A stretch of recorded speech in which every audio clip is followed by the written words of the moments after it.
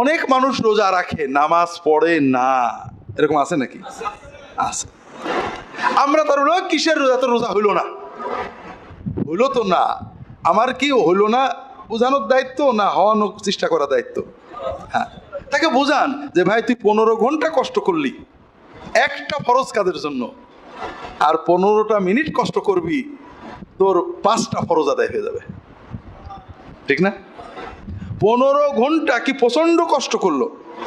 নামাজ যে কত মজার জিনিস, এবং নামাজ ওর জিনিস, ও আল্লাহর কাছে সেজদা করবে, আল্লাহর বেলায়েত পাবে, আর কেউ না, ও আল্লাহর ওলি হবে, ওর দোয়া আল্লাহ কবুল করবে।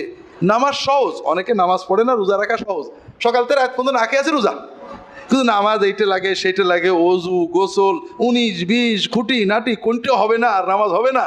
হুজুর এইটা করেছি নামাজ হবে, হুজুর ওইটা